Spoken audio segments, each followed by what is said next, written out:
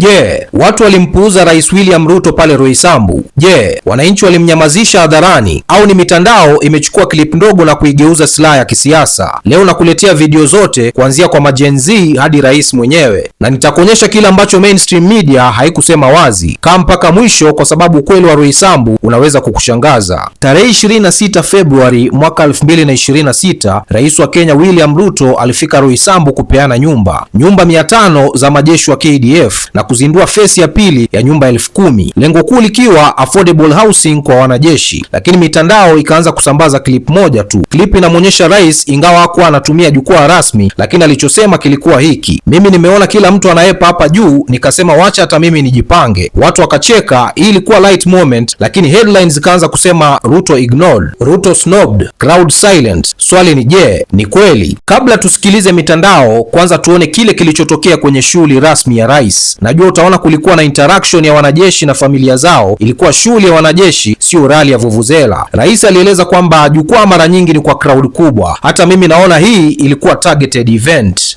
Nimefurahi sana kutembea, kuona vile imejengwa na kukutana na ofisa mmoja ambaye tayari amehamia hapa, Bwana Udo na familia yake. Na kama kuna siku ambayo naelewa kwamba we are making a difference in people's lives, one of them is today.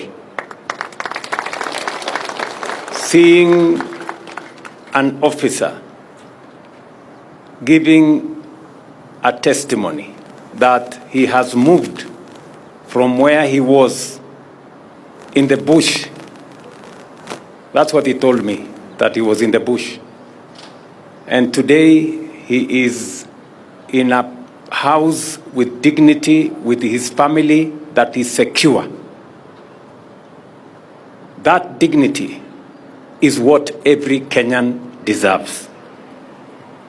And that is why I am very, very proud of our housing program.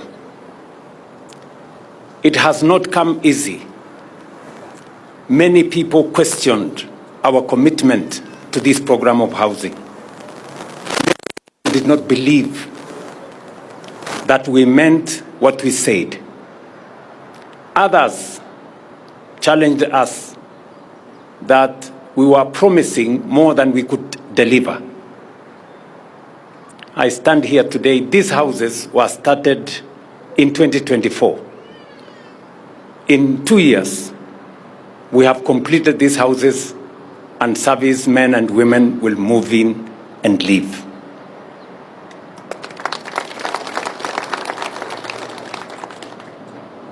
Sasa naomba utazame clip ambayo kidogo inaleta utata mitandaoni. Bila kelele. Kwa hivyo wale majamaa wananipigia kelele, na waambia tulizeni boli. Mambo bado, tulizeni boli. Ama namna gani? Hii Kenya hakuna Wakenya wajinga. Wakenya wanajua kazi ya kila mtu. Ndio.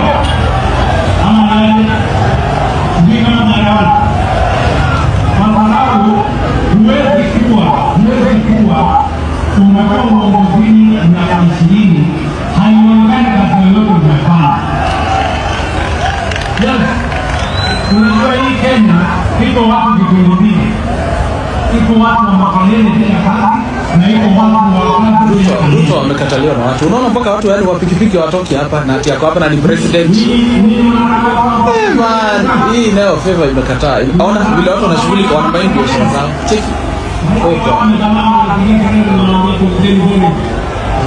Mama bado tulizeni boli. Hii Kenya hakuna Wakenya wajinga. Wakenya wanajua kazi ya kila mtu.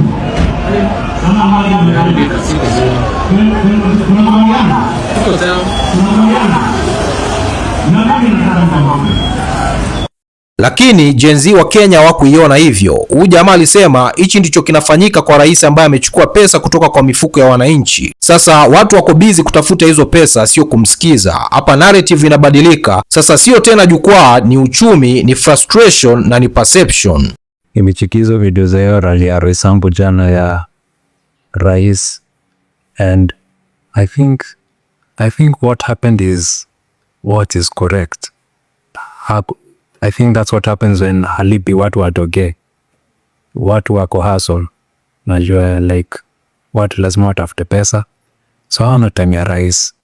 Watu hataki kukusikiza juu ushachukua pesa kutoka kwa mfuko zao, inabidi wamezitafuta. Alafu mwanadada huyu naye anasema watu wa Roysambu hatukusema ni serious hivi, lakini mmenifurahisha, nyinyi ni wetu. Watu wa Roysambu hatukusema mkue serious hivyo. You are too serious man. Lakini mmenifurahisha. Congratulations, you guys are our guys, eh? So the president is addressing a small crowd of people on one side of the road, and then do the guys on the other side. You know it is bad when then do the guys start rejecting you. Ukiona wase wa Nduthi hawakufuati, wajua tu ni mbaya. Hao walikuondokea hata before wase wa payslip waondoke. So the president is addressing people on the other side, and on the other side people are not even interested. Roysambu, congratulations bwana. And now, by the way, did you people know there were by-elections today? And it is now that I realized Gitumbe has been in Mbeere now for the past 3 months. It is not that I realized kulikuwa na campaign ilikuwa inaendelea huko. No one knew there were by-elections today, by the way. No one was even waiting for them. Oh, I forgot. Kesi took the limelight. Took the limelight from them. So they are competing against themselves, and they still want to celebrate it as a win. Munakambu mahali miezi 3 jia kiti cha MCA and you still want to celebrate it as a win. Hai mayo. Ila makosa munafanya ni kufikiria ati adui mkubwa wa must go ni hao wanasiasa. Adui mkubwa wa must go. Unaona watu payslip zinasafa. Unaona mtu ako na biashara anajua situation vile iko kwa ground. Unaona watu wamekuwa kidanganya ni kama ni watoto again and again and again and again. Those are his biggest competitors, and you will soon find out. You will soon find out. He thinks his enemies are the politicians. It is now that I realize anafikiria Wakenya wanampenda sana juu ya kubebanga watu kama watoto kila saa, si ndio? Anyway, must go, he must go. Register as a voter. And tafadhali don't be lazy. Try to find out mbona tunakasirika, because a president who's have goodwill for this country cannot be misusing public money that funds State House. Ati sahi washamaliza pesa yao yote yenye walikuwa wamekewa mwaka mzima, wanataka pesa ingine. He spends 40 million every day bribing voters, misusing money in a country that needs that money for service provision. Hospitali hazina dawa, hospitali hazina chakula, shule hazina walimu. Mwingine anatumia 40 million, and he'll still somehow try to make us think that politicians are lying to us. Sisi si wajinga bwana. Wajinga waliisha Kenya, walisema. Wajinga waliisha Kenya. Kisha jenzi mwingine naye akaongeza kwa kusema seriousness ya watu wa Roysambu imezidi kupitiliza. Hapa kuna dhiaka, lakini kuna ujumbe wa chini kwa chini ya kwamba watu wako politically alert, wako cautious na wako critical katika siasa. Najua tulisema tukue serious. Lakini hii seriousness ya watu wa Roysambu imezidi. Hii seriousness ya watu wa Roysambu imezidi. Huyu ni mkubwa muna mwingino hivi. Munajifanya hata hamjui. Hamjui muona video hii hapa juu. Hamjui muona. Na tuliambia mkubwa wewe bila kulipa watu wa kuja kwa mkutano yako. Hivi ndivyo mkutano wako inafaa kukua. Watu wa Roysambu wameconfirm venye mkutano yako inafaa kukua. Tulisema unatembeanga na hired crowd. Anza kusema sijui nini. Hii ndio mkutano wako really. Akijua leo hata ana watu wa motorbike.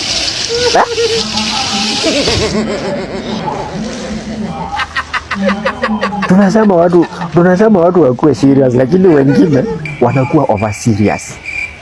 Wanaifanya over serious.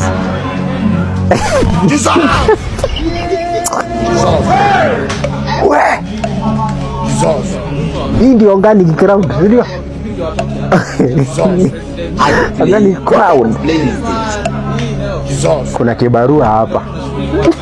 Huyu mwanadada wanamuita Gen Z Badi alikuja na swali kwa Wakenya akiwauliza, je, mmesikia rais anataka kubadilisha wafanyikazi wote wa serikali kutoka kuwa permanent kuwa contracts? Hii ndio hatari ya mitandao. Story moja haijaisha, story mpya inaingia, na hapa ndio siasa za mwaka 2026 zinaingia.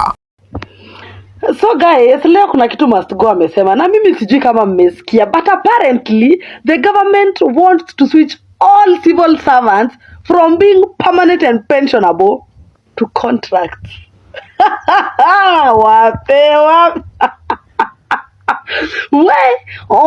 Kazi ya serikali kona security, PNP, wakimeza wakitema ni shauri yao. Mimi naambia sasa civil servants what up. Ruto must go. Government to transition civil servants from permanent and pensionable terms to contract. Undio government. Wala hivi naonaka akigosh. Ama nani ndio akona shida guys? Inaweza kuwa are we the problem? Jina inakuwa a toxic relationship. We need to know who is the problem. From permanent and pensionable terms to contract. We mutaendaga hiyo kazi na shift. Yaani kama uliandikwa last year hii mwaka usirenew, watu wengine wanaandikwa utarenew. Anyway, one time drain that sum. Kindly follow me on Instagram and Facebook. Follow my backup account also. Papa to register as a voter if you haven't. Na ninawapenda sana. By the way, my ex is also active right now, so follow me on X. Wakati haya yote yanaendelea, Rigathi Gachagua anaendelea na mikutano yake. Kalonzo Musyoka naye anaendeleza sera zake za one term. Hii inafanya kila event ya rais iwe interpreted kama ya kisiasa. Kila clip inachambuliwa, kila silence inawekwa kwenye headline. Ukweli ni huu, Ruto hajapuuzwa Roysambu, lakini pia ukweli ni huu, perception ya wananchi inabadilika kila kukicha. Gen Z wamekuwa na nguvu mpya ya kisiasa Kenya, na kila tukio sasa linaishi mitandaoni kabla halijaishi kwenye ground. Swali ni hili, mwaka 2027 itakuwa vita ya ukweli au vita ya clip za sekunde 10? Bwana, mimi naitwa Rish Mizuka, sauti ya vijana wa Afrika Mashariki. Namba 1 ni mimi, namba 2 ni mimi, namba 3 ni mimi, 4 na 5 na waachia nyinyi hapo. Bwana, tukutane kwenye video ijayo.